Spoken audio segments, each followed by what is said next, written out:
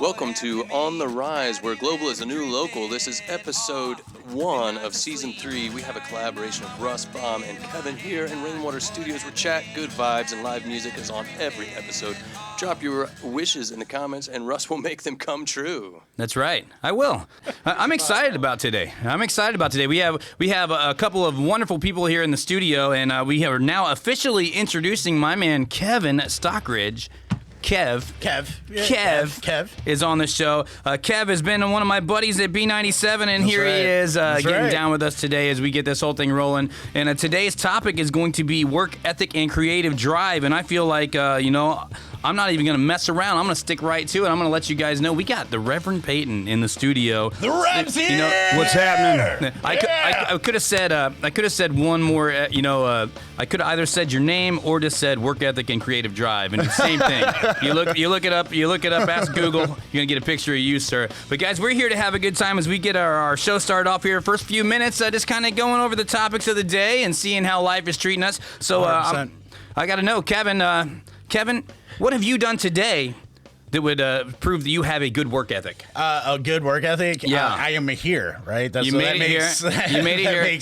How far behind? Were you on time? I wasn't on time. Oh, yeah. You know what? I'm still here. But you are here. You made it. You were more on time than I think than Kenan was on hitting the go button on this show. I think, but that's all right. That's all right. That's how it goes, man. You know what? We're musicians and radio people. Like we're never on time. We are doing that. And welcome to the Rainwater Studios, guys. We're hanging out here in beautiful Brown County, Indiana, where there's been many shows that Kenan and I have done together out here as we develop this thing all over the time. And now we've slowed it down. Instead of doing 5 days a week, now the season looks like we're going to be doing it at least once a week and going out off the B97 for our On the Rise out there too. Pretty excited about that. So I want to make sure everybody knows. Hit that share button out there, my friends, as we're doing this thing. We're about ready to dive right into it as we want to know about your work ethic out there too in the world. All right, let us know, like, what is the one thing you like to do when you wake up first thing in the morning? What's your first routine? Throw it out there in the comment section. We're going to get to you here in just a minute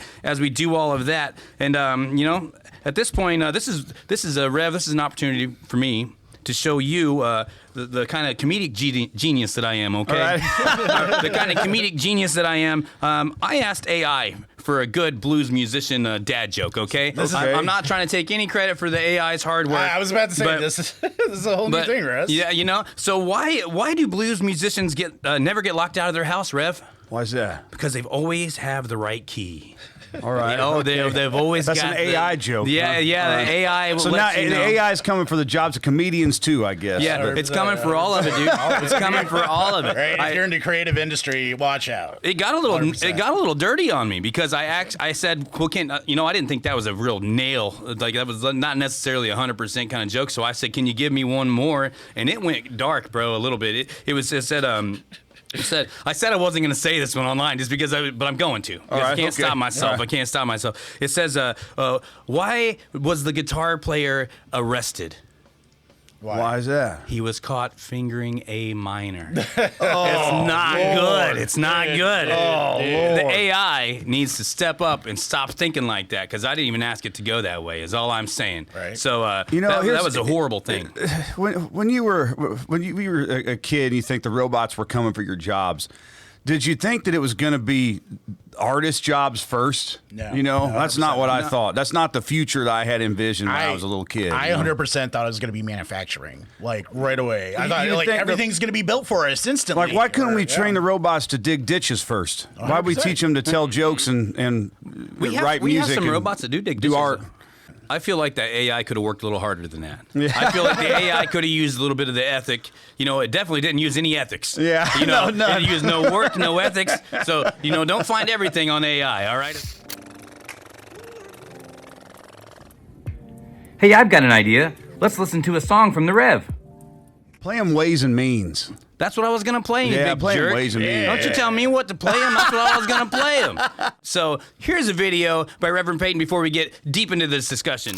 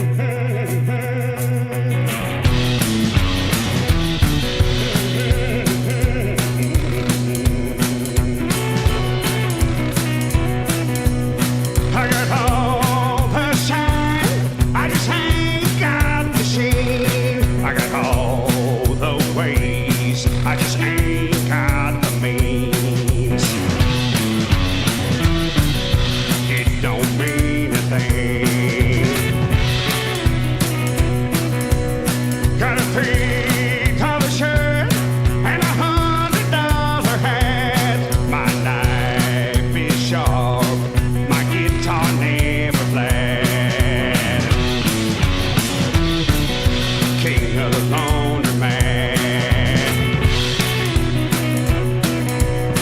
I got all the ways I just ain't got the means. Got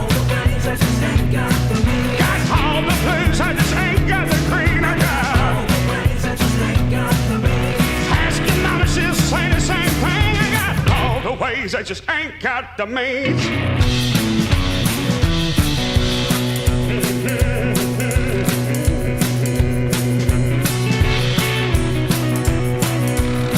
I can ride all day in a top Cadillac, then it's back on the road, just like Kerouac. Live out of my backpack. I got all the ways I just ain't got the means. All the ways I just ain't got the means. Got all the blues, I just ain't got the green. I got all the ways I just ain't got the means. Ask your mama, she'll say the same thing. I got all the ways I just ain't got the means.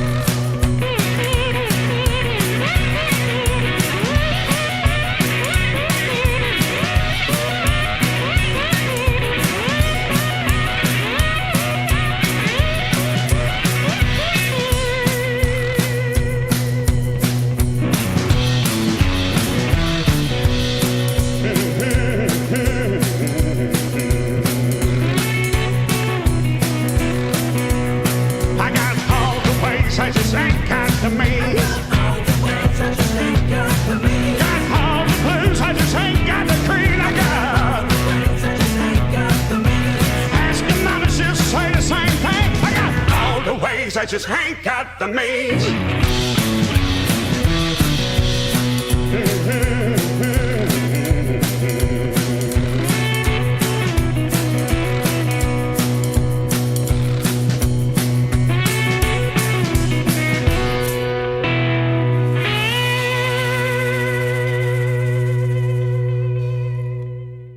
That was Ways and Means by the one and only Reverend Peyton's Big Damn Band. Let's learn a little bit more about the album Dance Songs for Hard Times, shall we?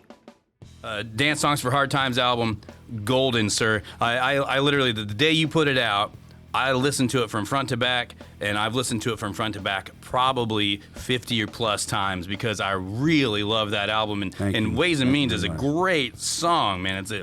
I think if you ask your mom, she'll say the same thing. Yeah, that's right. Of all the records we ever done, and I think that it's not even subjective. It's our best record, and you know it's one of those things where we put it out in the middle of COVID, and we probably shouldn't have. We probably should have waited. You know, there was like a lot of woulda, coulda, shoulda. But can I ask why? Why do you think you should have waited instead of? Well, because things weren't moving. Okay. You know, and they warned me. You know, I had people on my team warn me. They said, "Oh, you know, we should wait, Rev. You should wait." And I thought, well, I didn't want to wait because, you know, when you're doing art, yeah, right? I look at it like this: you're only like the people only know you for what is like your last thing. They don't know how good you are. They only know how good you are from your last thing. And when you're an artist, you're already way ahead of that. 100%. You understand what I'm saying? Like 100%. I'm already beyond Dance Songs for Hard Times. I'm already better than that. I'm already beyond that. So because that record's out and it's been out and I'm on the next thing. Right. And as an artist, you want to get the art out. You're not thinking all about marketing. You're not thinking all about this, that, and the other. And I just wanted to get the art out that was fresh in my heart and my soul. And, you know, we were talking about it a little bit earlier, you know, no one really understood or knew exactly how long everything was going to go for, at least for musicians in the music business, in terms of COVID. Yeah, in terms of COVID, it's been 3 years now. It was finally year four. It looks like it's finally coming out. I mean, it was, you know, 2020, 2021, and Right. 2022 were pretty much a bust for musicians.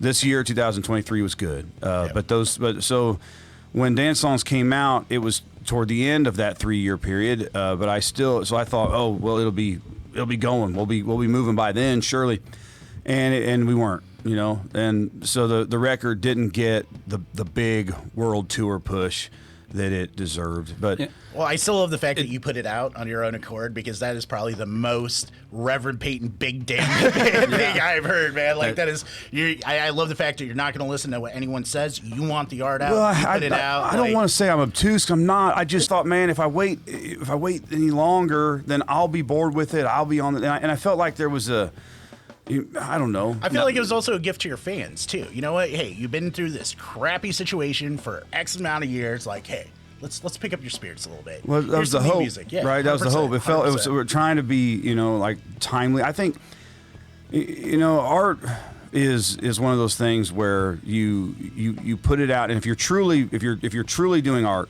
regardless of what it is, right? Yeah. If you are truly an artist, 100%. then you cannot really think about, oh man, this is going to be great. People are going to like this. You do art for yourself or for the universe, or and then you hope people like it, right? Like Yes, that's sir. it. And after you create something that you are proud of, then you hope people like it. Yep. You don't. I've never ever written a song or done anything where I thought, okay, I'm going to try to write this song that I think people are going to like. I just work on stuff that I think is cool, and then I hope people like it. Right. And then sometimes you do that. Like we might record 20 songs for a record and whittle it down to 12, or 15 whittle down to 12, or whatever. And sometimes you listen to it and you go, okay, of these, I think these 3 was a miss. But really, like, it's not necessarily about like, oh, like those 3 are not what people are going to like. It's Right. still, you whittle it down to the stuff you think is cool. I feel like that Without has doubt. to be one of the hardest steps in the recording process, is coming in, like narrowing the right songs down for the right type of message that you when want to every send decision out. you Yeah. make like that is a big 100%. decision that you don't know if it's the right decision or not. You know, like what song's going to be the single? Like on dance songs, for instance. The record label thought that "Too Cool to Dance" was the single. Right? They're Yeah. like, that's the 100%. single. It's a good jam. That's the single. It's a good song. And that's the one they pushed. And I said, no. That song is a cool song. Don't get me wrong, but it's a little bit strange for us anyway, and it sounds very much like some lost song from 1955. Right. I'm like, I don't think that's it. Like, I can't hear that really anywhere in any kind of radio setting. I said, Ways and Means is the song, right? Yeah. And they were like, they kind of hemmed and hawed. And Ways and Means was the one that Sirius XM Bluesville picked up and played every other day since the record came out. So in a way, I felt vindicated by that, but it didn't, like, that song didn't get the push. You know what I'm saying? Right. So, but you never know. I mean, like the label, like our previous record labels we've had have been right before where I was wrong. Like way back in the day when we put out The Wages. Right. And on that record, there's this silly, like, party song, this silly dance song called "Clap Your Hands." Yeah. And when I made that song up, it was like, I knew that the guitar riff was cool, and we played it at sound checks a lot, and it was just kind of like this silly thing. And then when we record it and everything, I'm like, The Wages is one of our darkest records. Right. With the exception of a couple of songs like "Clap Your Hands," Yeah. right? Yeah. And so when we put that record out, I thought, okay, you know, I forget which songs I thought was going to be the single, but I didn't think it was going to be that. And the label came and they said, look, it's "Clap Your Hands," dude. Like, I don't know what to tell you, but this song is it. And then they were right about that, right? We've played that song almost every day since. Right, I mean, we played that everybody song, gets into it. and everybody loves it. And if we don't play that song, people are mad. People are, you know, why didn't I get a clap? Why my didn't hands we today? get "Clap Your Hands"? So, you know, sometimes you're right, sometimes you're wrong. It's art. Art is subjective. You never know what's gonna hit and what's not. So, you really, if you want to make art, I don't care if you're painting rocks or if you're making music.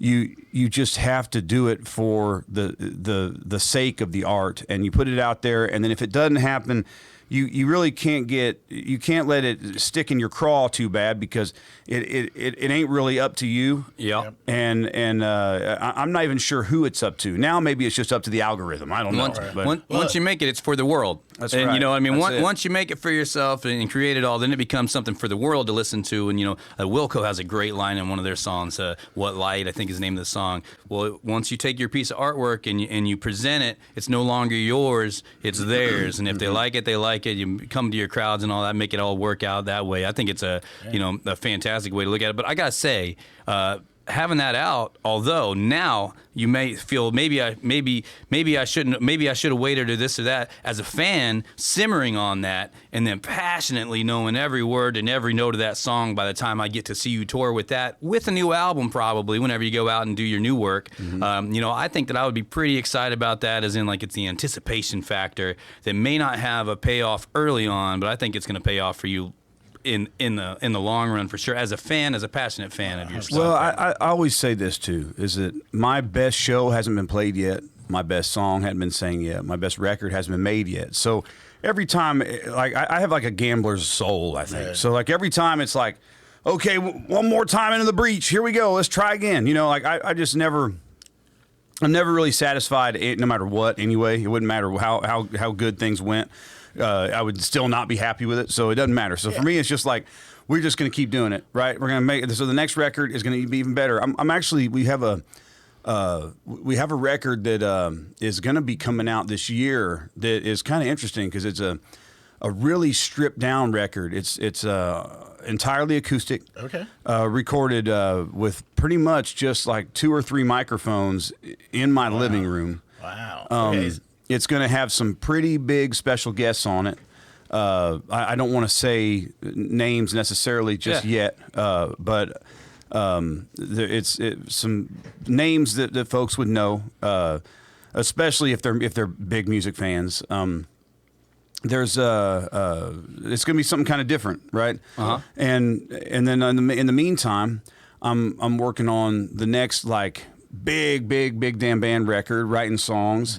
Mm-hmm. We've been releasing these singles, which have been really cool. Just putting up singles on Spotify. Yep. I'm set up in a studio in my basement now. It's pretty cool. It's like, it's better than like your regular home studio. Right. Not maybe quite as good as some of the best studios in Nashville or something, but it's pretty cool. So I can do some pretty legit stuff. That's cool, man. And so we've been trying stuff, right? Throwing it out there to see. And sometimes like it ends up on our Patreon, right? Sometimes it's for that. Sometimes we've been thrown on Spotify. I mean, I've done some weird stuff. Like we recorded. I had a buddy of mine that called me up and he said, "Hey, Rev, I'm doing this charity record, and do you think you can write a Halloween surf song?" Oh, sick! And I'm like, I guess. Let me see here, So I just kind of went and I wrote this Halloween surf song, man, and we recorded it, and then I sent it to him. He said, "Dude, this is too good. You got to put this out." So last Halloween we put out this Halloween surf song, just like as a single. We put out a Christmas song last Christmas. We've done all different kinds of little singles like this. That's just in the meantime, and so because we have this studio set up, we can do it. We can kind of just like put stuff out just on a whim. So I've been like trying different covers and just weird stuff that sometimes it just ends up on the Patreon, and then sometimes it ends up somewhere else. So. Yeah. Now let's talk about your podcast, Hard Times and Weirdness, and your Patreon, Rev. We're thinking about bringing back Hard Times and Weirdness to our Patreon, actually, because we had a lot of fun doing it, and it was on a kind of a radio podcast network, and then that kind of it sort of went away, and then died out. It went away, and then there some of the guys that are friends of ours, some of them brought back their own sort of thing, and it's actually bigger now, but they don't have their sort of radio network anymore. So if we did it, it would be on our own, and like a Spotify. Yeah, so we would just put it out. And I kind of thought, well, we could just put it on Spotify. We could do that kind of thing, but I may just put it on our Patreon because just for more stuff for our Patreon supporters, and just I think it would make sense to have it there. I feel like Patreon took that step of being the super close way to really talk one-on-one with your fans, and gives you that opportunity. It does. And what I think it is it's if you are a fan, if you are a fan of an artist and they have a Patreon, then you will be able to really, I guess, connect, but for us, what we've tried to do is to say, okay, you are a fan. Right. We want to give you more than you can get otherwise. It's like a way of thinking. Then, so like it's like here you're going to get a lot more. 100%. And right now, if you signed up on our Patreon on day one, you would get literally multiple albums worth of music that are unavailable anywhere else, and including videos and all kinds of stuff. So it's just, I try to make it like that. It's like, okay, and then like sometimes like B-side stuff that I would never release out in the public. So I think, oh, this isn't that good, but you know what? Give it to our the biggest diehards. fans would probably get a kick out of seeing this thing that didn't quite make it. Like I tell you one that happened that's kind of interesting. Yeah. It was we did a music video. Let's see. It was for a song that was on previous records, a couple records ago, and the music video was shot and. But it didn't get finished. The production company that we were working with just didn't finish the editing process, right? And because there was changes that needed to be made to fit the vision that we had. And I'm like, well, this isn't quite right. This isn't quite it. And we went back and forth, and then finally they just kind of ghosted. They went away. Like I don't know if they got like bigger fish to fry or whatever. So we had 3 videos that were shot. 2 of them were completed, and then this one was not. And it was for a song called "The Dirty Swerve." All right. And I think it was off "Pour Until Payday." So, so the "Pour Until Payday" had 3 videos: "Pour Until Payday," then "You Can't Steal My Shine," and then "The Dirty Swerve." All right, and "Dirty Swerve" was probably the best video, right? But it just didn't get completed. So what we had was an early edit.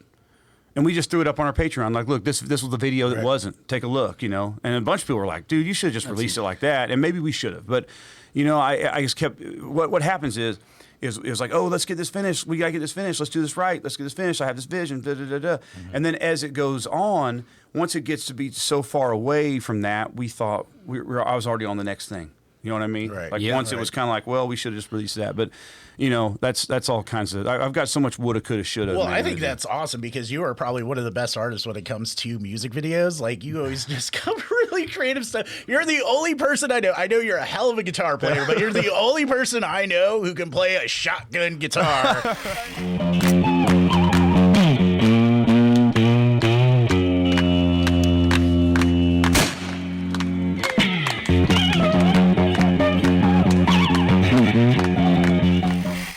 And that went viral. Like that was done right here too. Kenan set up the amplifier in his yard. Let me do that right here. Really? Yeah. Really? Deluxe. What? Yep. There you go. I had no idea. Can you imagine the hard times and weirdness if you just had to come out to your buddy Kenan's house and sit down and do that real nice and easy nowadays? Now, he's worked really hard now. Look at It's the crazy. studio he's got going on. Yeah, it's like man. Studio looks To make good. it easy for you, if you were pal. to- You're welcome, Kenan. That only cost you $35. Yeah, if I was beamed in here, I would have no idea what's going on. It's crazy in here now. We still heat with wood, Rev. What's that? We still heat with Still heating with firewood. wood. Yeah, That's right. Where's your dad's tools now, though, buddy? What's going on? Did you see that new shed behind this place? Oh, is that where they're at? Now, That's awesome. So I do have to ask real quick, Rev, how many homemade guitars do you sign on a daily, man? A lot. Yeah, I can figure, man. Yeah, I do. Definitely. I have a lot of them. That's cool. Too. You probably get gifted a lot, don't you? I do. Yeah, it's that's pretty cool. awesome, That's one of the man. cool That is things cool.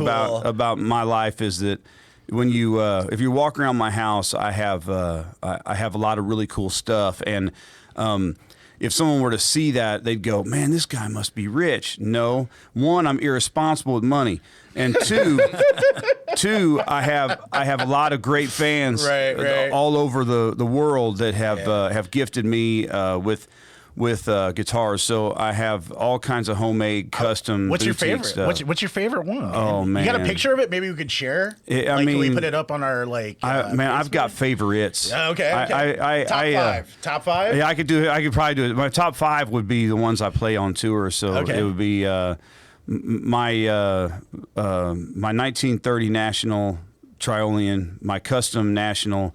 We call it the Rustaway. It's a custom brass one. I've got my new Gibson 335. I have a Gibson 135, a vintage one. I've got That's awesome. my Harmony H50 from 1949 is up there. My Daddy Mojo Ozark custom built is up there. I've got a ton of vintage stuff that I don't take on tour with me anymore, either because I don't want to break it or because they've gotten kind of sick with age. Right. Need some work. My 52 Super O. I have a prototype. I mean, that just sounds 52 cool. Super O is Doesn't one it? of my favorites. I've got I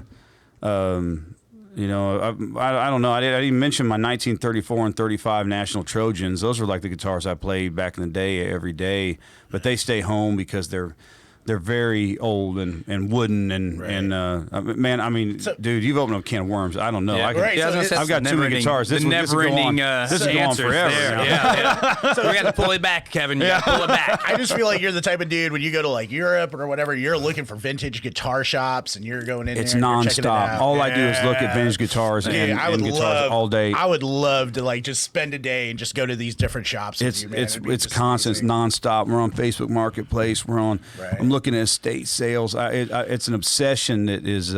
If it weren't my profession, Right. then I would probably need to check into like a clinic or something. Hey, you about know it. what? That's a great thing. Right, because I want to steal a little bit of the direction of where we're going here for a second. I want to take us over to like it's because on the rise that we do here, a lot of times our fans and stuff, we like to talk a little bit about wellness and taking care of yourself. And Sure, cool. we got a lot of artists that follow follow the podcast and everything. So I would like to give a little bit of hints and helps for artists that are out there that struggle.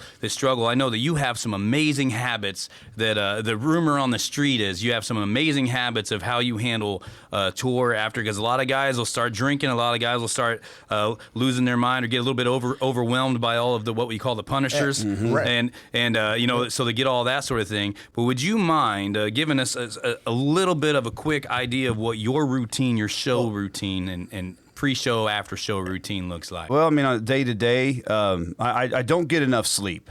I actually get more sleep on tour than I do At home? At home, which is insane. But it's because the way the tour schedule is, I can usually get a nap in the afternoon. Okay. So, but I'll tell you first off, right off the bat, I think one of the secrets to my success, and some people have various opinions, but I quit drinking like 17 years ago. Oh wow! And, Congratulations! And I think on 17 I think years. that has been part of the secret to my success. Yeah. There are some people that can like have a drink once a week or something like that, and they're cool with it. That was never me. I don't do anything in moderation. Yeah, you seem to be the kind of guy that's going to do it. If I'm going to try something, you're going all out. I don't do right. anything in moderation. Yeah, so for Once sure. he's in, he's in. Let's go. And a lot of artists are like that. A Yeah, lot well, of you have us to are. be. You have to be, because if you are going to become proficient at anything, then you have to be passionate, borderlining on obsession, right? And if you are going to, for instance, if you're going to learn how to play the guitar, then to become great, not just good, but to become great, it takes a level of commitment that is not really natural for most human beings. Okay, and I think some people are just they have this sort of drive. well, it's beyond drive. Okay. It's like I say, Passion?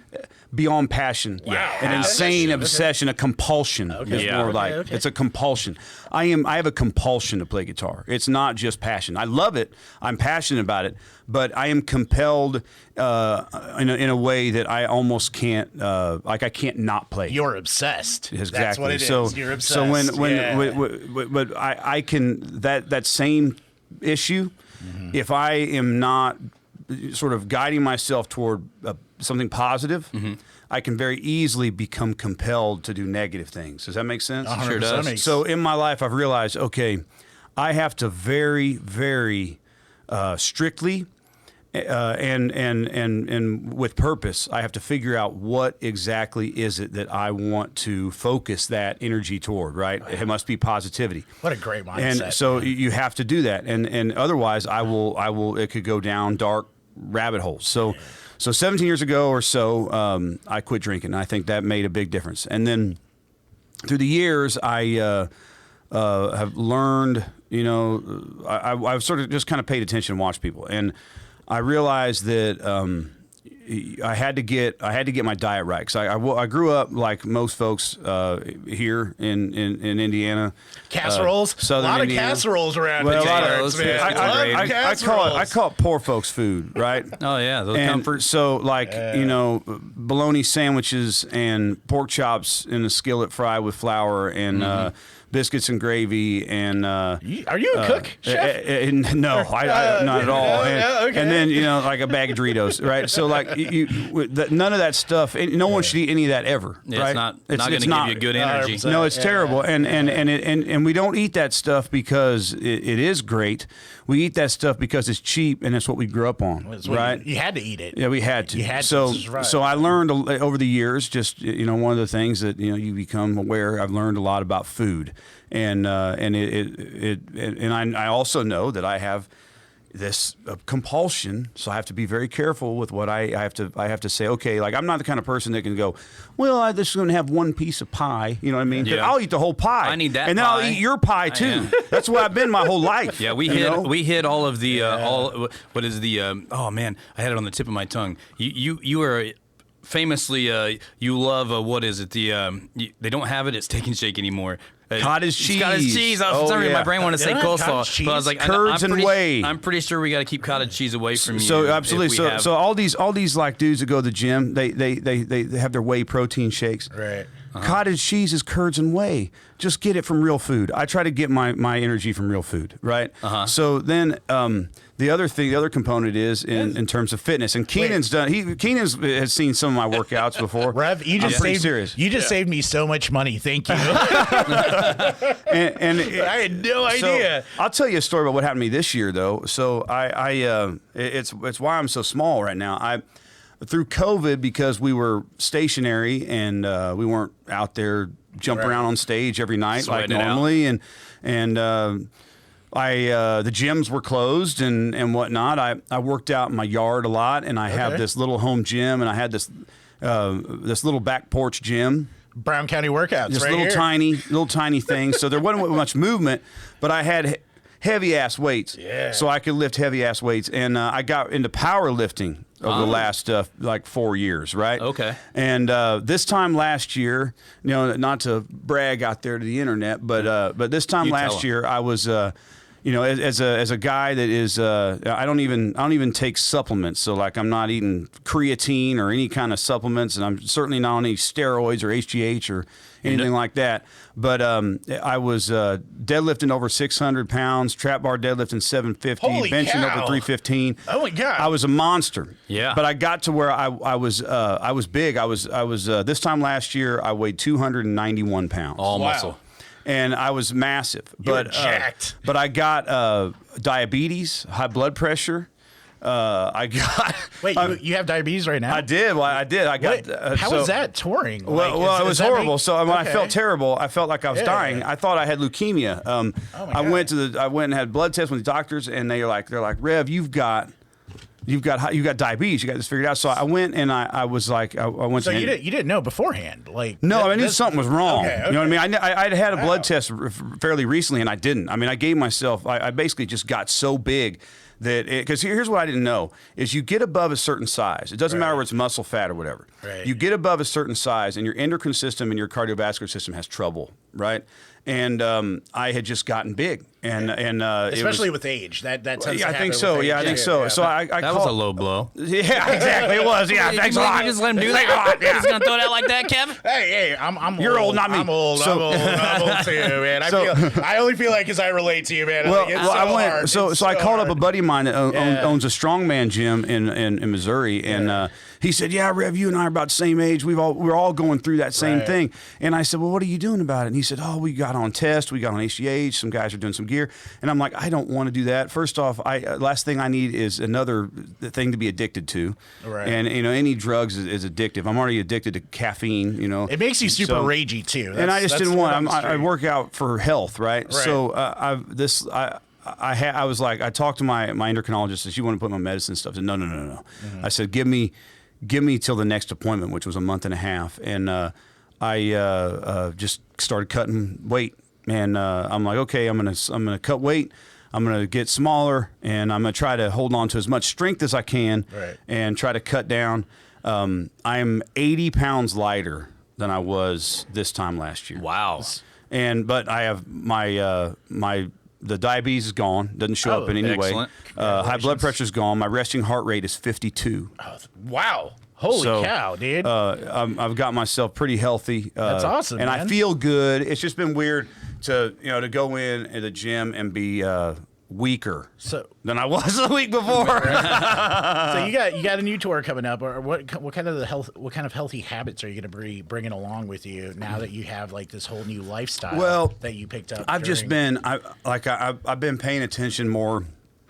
Like I got when you're trying to put on muscle and you're not on any kind of gear, you have to eat a lot, right? 100%, and that's a hard thing to do while you're. Well, on I the realized road. that I was eating about as much as 3 people. Yeah. And I'm like, first off, that's not right either, right? There's people that don't have food, and I'm eating 3 people's food. Well, how many? Yeah, calories? there's kids starving, and there you are. Let me ask, how many calories are you burning on the stage? Because I've seen a lot, you but it's perform. not 7,000. You know what I mean? Right. So like I'd have 7,000 calorie days when I trying to pack Get on your weight. meat, you know, and just so I can slap on weight on that bar, right? I got 100%. obsessed with it. So and it was fun. It was fun to do, and because I like lifting, I like being in the gym, I like working out, I like pushing myself. Yeah, I was about to say, I think I have you're- to have goals. I think you're a challenge person. You know what So I mean? I have Like, to you have look challenge. at a challenge and you're just like, I am going to accomplish this challenge. I'm going to Yep. do everything I possibly That's can it. to get over it. 100%. And I am, like I'm insane. I don't miss days in the gym. I don't miss days, but so I haven't I've not missed any days. I'm still doing that. I've just had to change my focus a little bit and work out more for like overall just fitness as opposed to just straight up strength. Well, Rev, because my cardiovascular, because Kenan's seen some of my workouts, like some of my high intensity workouts. He's seen some of that stuff. I got away from almost all that and was just powerlifting, heavy lifting, just heavy lifting. And I noticed, I'm like, man, it's hard to go upstairs. So that was what it was. It was just like, hey, you know what? I am this age. I've fed my body all these nasty things up to this point, and it's just now. It's like, hey, Well, and that's the crazy thing. When I found I had diabetes, I called my doctor, and I'm like, Doc, what the hell? I'm like, I haven't eaten a carbohydrate in a decade. Like, what's going on how here? did this happen? You know How what I did mean? this Like, how happen? this Yeah. happened? And he's like, I don't know, Rev. You got to go to an endocrinologist. You're in bad shape. So I called him up and talked to him, and he said, I don't know if I can say. He said, Rev, there ain't enough effing kale in the world to run from your genes, man. Right. So and that's just one thing. That's one. Like my dad he's on dialysis. He's got he's in rough shape, and some of it's just genes. Like I think that our family doesn't have the best endocrine system. Right. We have everybody's got diabetes. Everybody's got different problems, and I think that it's a hereditary thing. Right. Well, hey, man, you're proof that you can come over that. You can beat that. You know what so I mean? much of it's just is Exactly. lifestyle, and 100%. I know it's hard because so much of this stuff, man, it's more cultural than it is. Like I always talk to people, I'm like, do you really love mashed potatoes, or do you love the idea of mashed potatoes? Right? Well, like, do you really love? Is that really awesome? Like, what is it that you really love? Is it that, or is it The butter. or is it the memory of having mashed potatoes with your grandma when she was still around? Like, what are you associating Yeah, this like with? what is it really? I think for the most part, so many things we do in our lives are bad habits that are actually more about like tradition and nostalgia. Right. It's for that comfort feeling. Yeah, and I mean, I was that way when it came to alcohol back in the day. That was when I came to realization. I went, am I better like this? Am I happier waking up feeling bad? And like I would be apologizing for things I did. Like, is this who I want to be? That's not fun. You said No, you were sober that's not fun. You said you were sober for 17 years. Yeah, I've been First off, sober 17 years. Congratulations, man. That is absolutely amazing, especially in this business where it's almost alcohol goes one-on-one with this. Mm-hmm. I mean, you go into a new place, what does everybody do as soon as you stop at that tour? They're opening beer, drinking, partying, and whatnot. That's got to be tough. Well, and sometimes people are mad. They're like, hey, let me buy you drink. I'm like, 100%. well, buy a record instead. That helped me out more. Yeah. Right. And you know, the other thing too is that I you know, I got thinking about that. I'm going, okay, who am I really? You know, and it's like, okay, I didn't show up doing this for the party and the drinking. right. It was the music. It was That always was about it. the It was art. always It was about music, right? the music So- and the art since day one. and let me let you in on a little secret. And if you pay attention, you'll see it. Artists that last, almost none of them drink. 100%. Yeah. 100%. Almost none of them drink. Now they might smoke something, Right. but they don't drink. And I Can't tell you, argue with Willie. And I tell you this right now, I even know some that fake it. They take beers and they pour them out and they fill them with water because they think it looks cool to be drinking beer on stage. They're not. I personally don't think that's cool because I prefer to be a little bit more real. Because I think if you're going to drink and that's fine. I'm not knocking anybody for doing that. Right. My decisions are my decisions. But I also am real. I'm not going to lie about it. I'm not going to pretend because I think that's disingenuous, and I just, this is not who I am as a person. But I know you'd be surprised how many do. Well, I just love the fact that you're seeing all these like party bands doing these sober tours now. It's like, oh my god, you can actually finish a whole tour. You know, in every city on the day. I've got friends, the touring friends that go out and do that sort of thing, and I've watched their careers change on from a bar band or a, why can't I get people to come here? Why can't I do this? And me having the same opinion is like, well, you know, when you showed up to the show, like you were hungover in the bus. You weren't talking to nobody. You weren't out doing your networking, and then they sober up. And, you know, I'll throw this out there. Like, the boys in Bumpin' Uglies and Tropodelic have just turned around. And they, I mean, I was with those guys when they would have 4 or 5 people showing up at their shows. And now here they are, you know, selling out the Vogue and doing some real cool stuff. Well, if you overdo it with alcohol, you end up becoming a liability. Well, No promoter wants that to be a part of it. It ends up being part of it, right? And 100%. then, so, like, you know, here we try to promote as much sobriety as possible, although we still have our fun on occasions, too. Yeah. But, like, we always, I've just watched it change people's lives, like you described. I've seen it in real time happen. I watch it happen with me whenever I'm sober and running and everything's smooth. I'm not confused in the morning. I'm not confused at night. Well, I feel like everybody takes care of the business. I feel like the shows run better as well. The shows are better. The shows are better. 1,000%. And I'll tell you one. This is what I tell my guys that work for me. I'm like, you got to remember, those people out there that are at the show, they may come to 3 or 4 concerts a year, maybe 2, maybe 1, right? They're not there all the time. They're there to lose their mind. So they're there to lose their mind, and they maybe they get drunk maybe this 1-2 times a year at the show, right? 100%. We're there every day. So and our job is not. It's not our time to party. It's actually our time to put on a show for these people out here that work 9 to 5 jobs doing God knows what, who have paid this full ticket price to get this experience. Your job is to entertain. Yeah, our job is to put on a show for them. It's 100%. It's not to get wasted. That's not 100%, 100%. Which, you know, it'll gonna bring me to the habits. You know, you're well known for your great habits, but Kenan Rainwater, he had a question for you. Okay, all right. I'm Kenan, scared. do you remember this question, or you want me to say it, huh? Well, hey, it's your show, Russ. All right. So he wants to know, with your lifestyle of excellence. Okay. You preach excellence. You breathe. What in your lifestyle of excellence? What is your worst habit? Oh, I know what it is. 100% sleep. Sleep. Yeah. I don't Not getting enough of dude, it. You already mentioned that. Sleep is terrible. I think that I don't know where I'd be if I could get my sleep on track. I think that my brain health would improve, my everything, and that's one of my goals for this year is to try to get that on track. I have a lot of days where I'll go weeks where I get 4 hours less a night for weeks, and it's not enough. And I used to be able to handle it right when I was younger. You know, when I was a teenager, when I was in my 20s, I could handle it. Now I just don't. I can't. It's like catching up with me real bad. And part of my problem is I like being awake.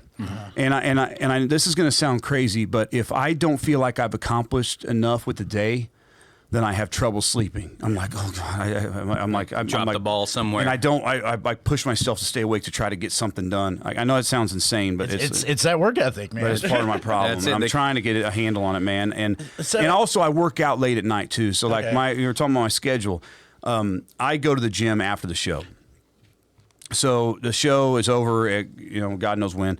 And then after that, then I go to the gym. So I'm like almost nocturnal anyway. Interesting. So like, do you go to the gym to kind of like calm yourself down after a I performance? am usually so adrenalized after the show that it's almost like it's like a warm up or a pre-workout. Like that's it. My gym days are always better after a show. Excellent. I tell you, that was also one of the things I found to be very impressive. Now, I've been touring in the punk rock world and the ska reggae world, and so in that world, it's hard pressed to find somebody who's popping up and going to the gym after the show. Yeah, but whenever I heard you talk about that, I believe it was on your podcast back. I've been following you for a while and trying to keep up with you for a while. And I can go into my fandom if you'd like, but I really can. That's awesome, man. There's a long history of where before I ever heard your music, I saw your image on the cover of a Nouveau in 2008, I think it was 2007, 2008, somewhere around in there, and I was immediately enthralled with the image, and your image had me because this is a kind of MySpacey days and things like that.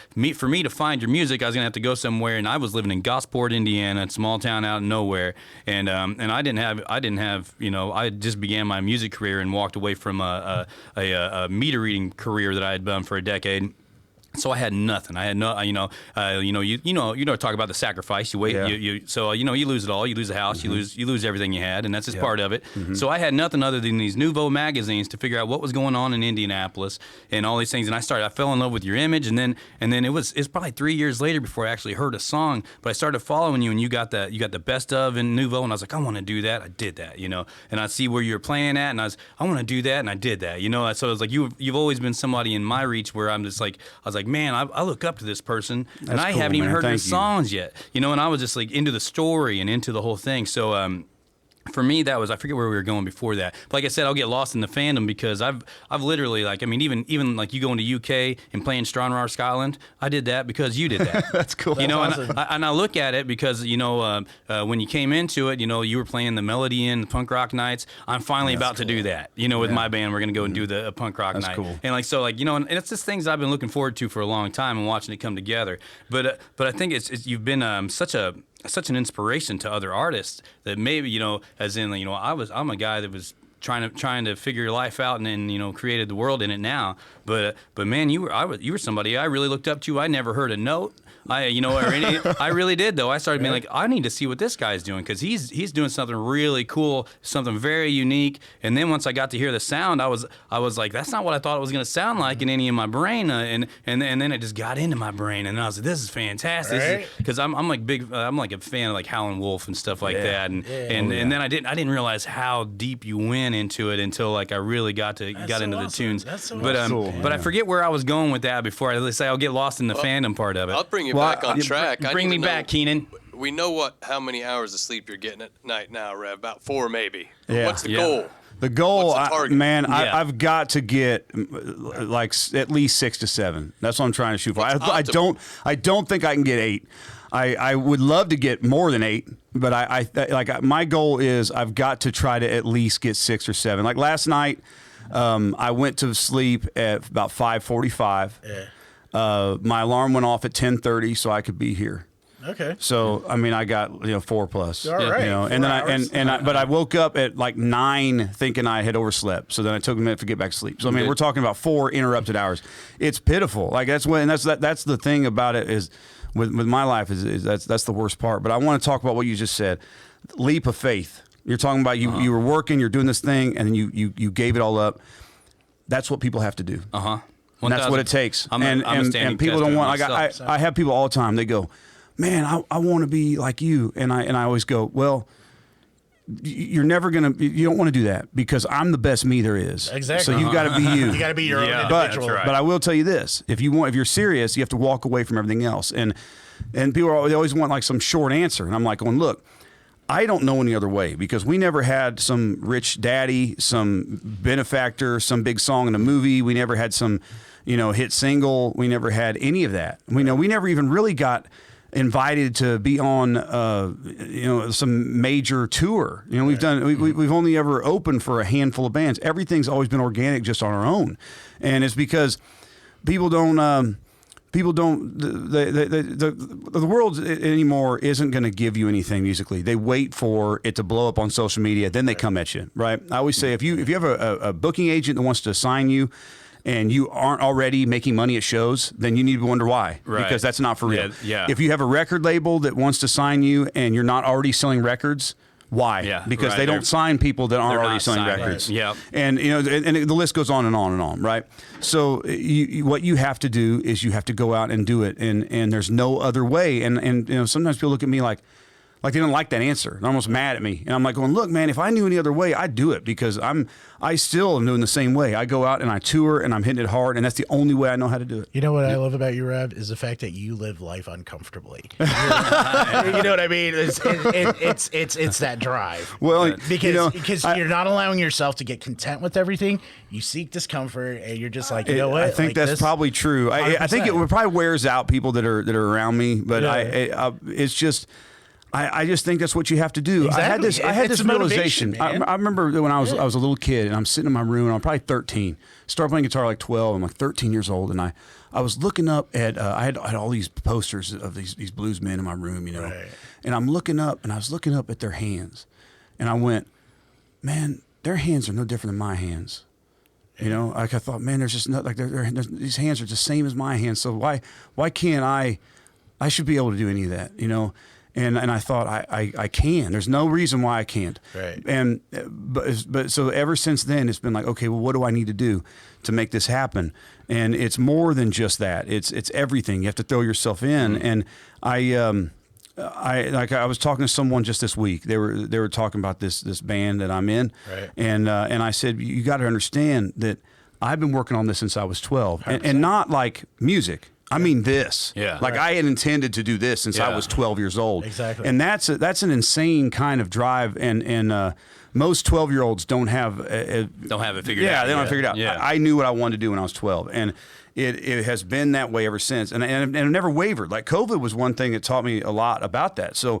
Everything my whole life, my whole livelihood, my whole life's work was shut down, completely stopped, ground to a 100%. halt. Didn't know what I was going to do. And I had a buddy that he used to live in Brown County. He moved on. He's a former Green Beret. And I was talking to him about it. He said, Rev, you got to figure out who you are if not this. And I think he wanted me to come to some sort of like Zen realization.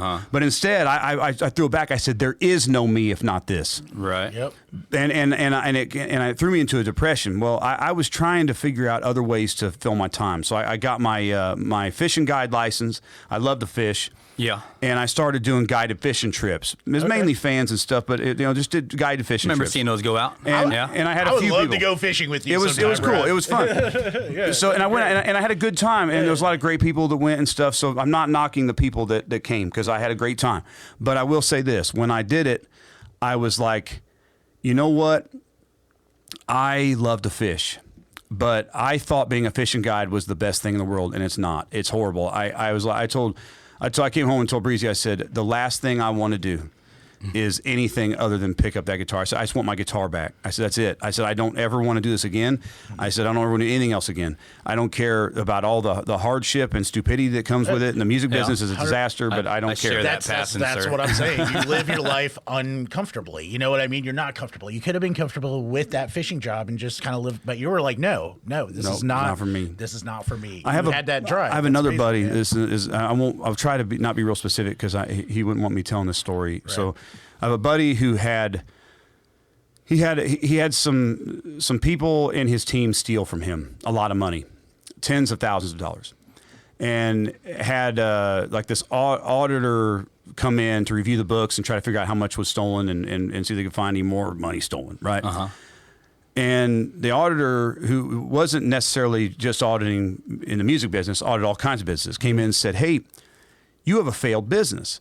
And this guy sells more concert tickets than I do. He has a big career. And he told the guy, he said, well, yeah, like that, what people don't understand is, like, if you're an artist in the music business, it kind of is a failed venture. Right. The music business generates a lot of money, but not necessarily for the artist, even at a high level. You'd be surprised. And well, especially nowadays with like Spotify. well, and you everything. figure 25% goes to agents and managers right off the top. Right. Usually another 5% to business managers. So that's 30% gone right 100%. then. That's and so you have to pay everybody and everything out of what's Travel left. and- So you have whatever you make, 70% is what you have to pay everything from.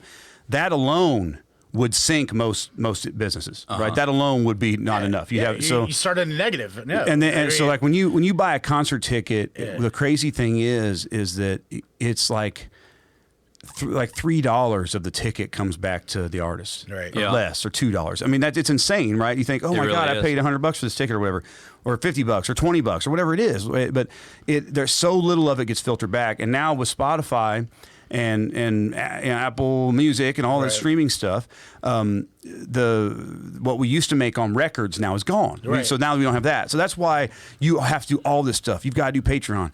You've got to do live streams. You've got to do the shows. You've got to sell merch. I always joke that I'm in the T-shirt business as much as I am anything. And because I have to sell T-shirts. Merchandise I have to gets do it all that done. stuff. That's all. It's all of that, right? Yeah, it's everything. You're in the influencer business. It's everything, right? It's Yeah. everything.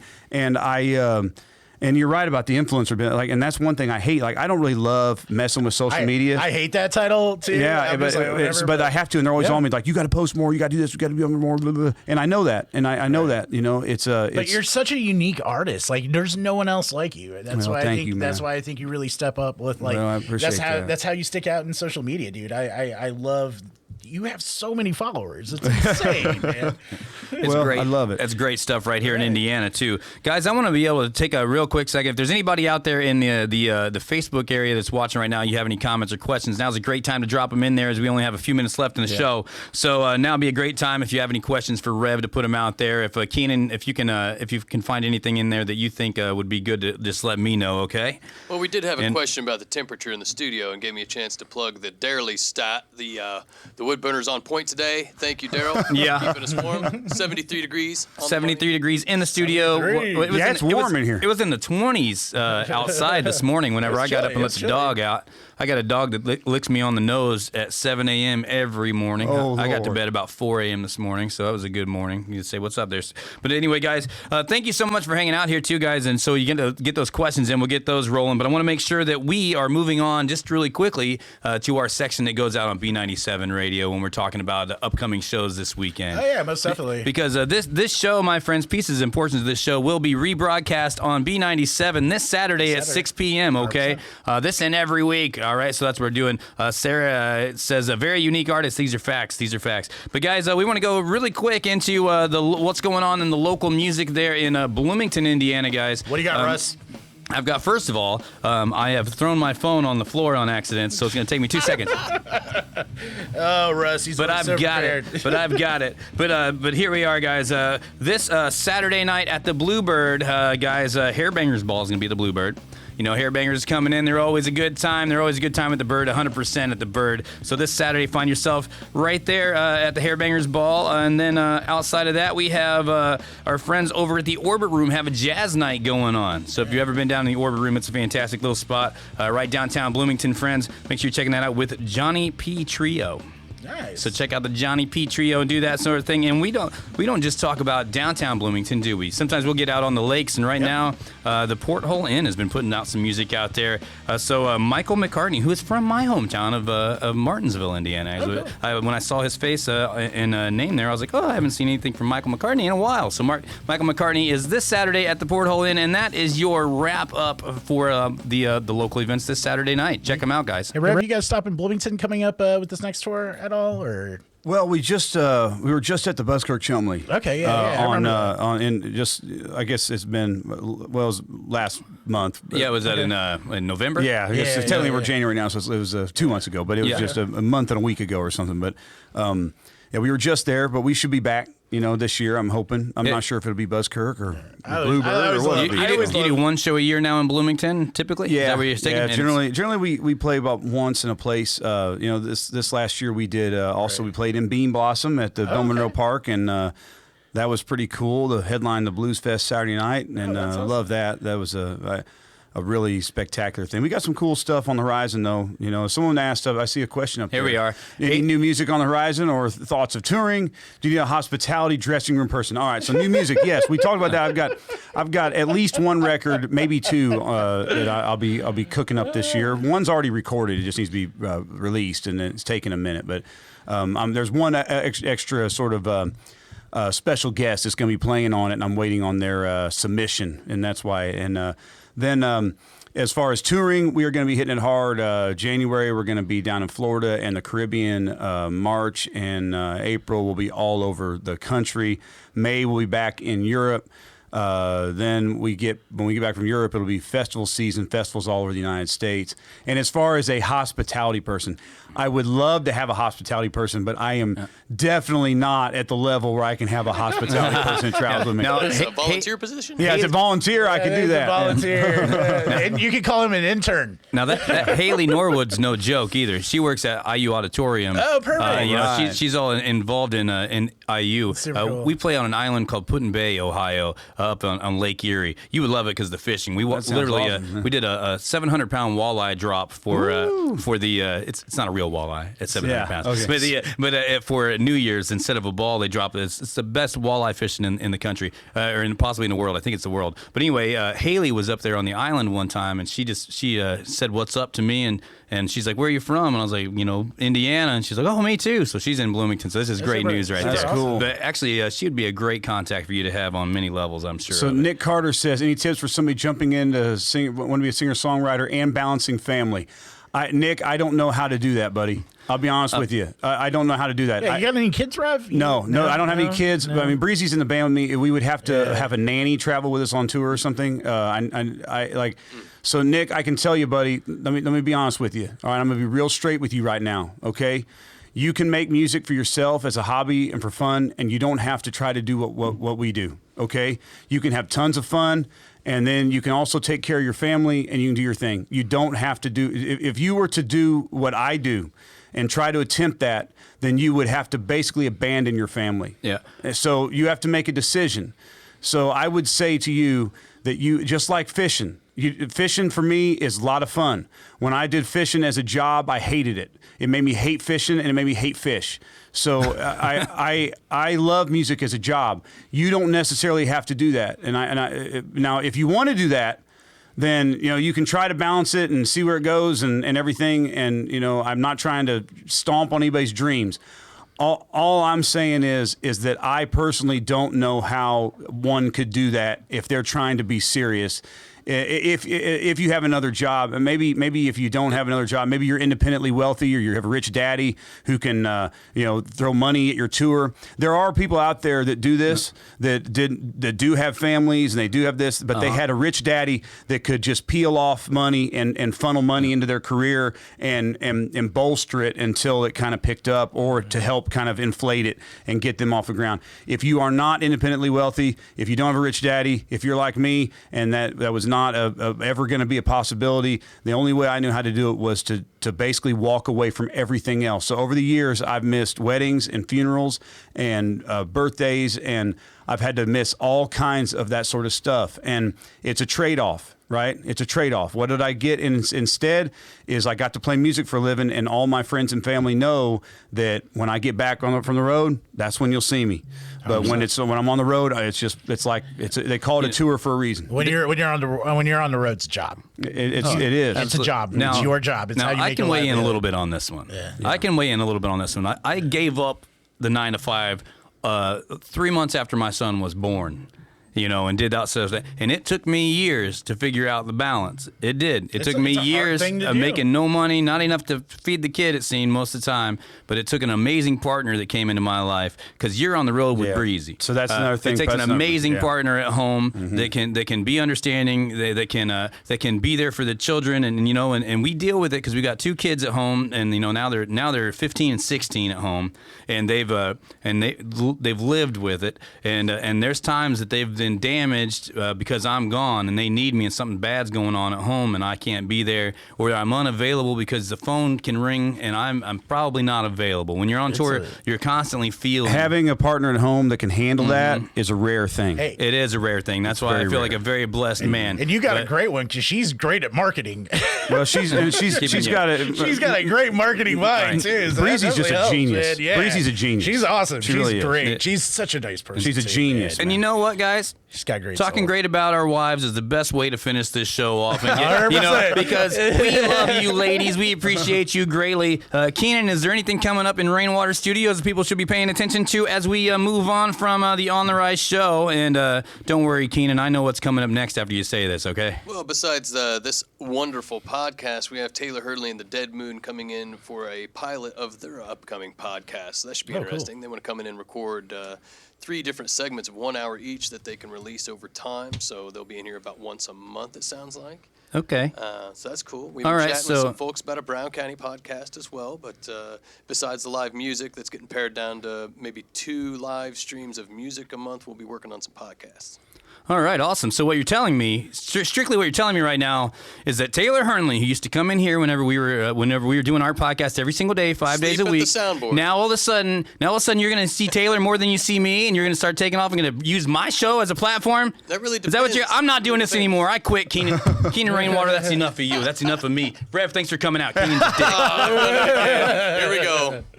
Ladies and gentlemen, this has been On the Rise with Russ Baum and Kev from B97, special guest Reverend Peyton right here in Rainwater Studios. We're so honored and blessed. Thank you for tuning in. Russ, he'll be back when he gets over being all butthurt about whatever he's butthurt about. Yeah, I think he's at the end of the driveway right now. Yeah, sometimes he just needs to run it off. Just, Kev, if you don't mind, just tell him to go walk it off. All right. Ladies and gentlemen, thank you for... Drums, those are drums, yeah, drums, yeah. Microphone. Guitar.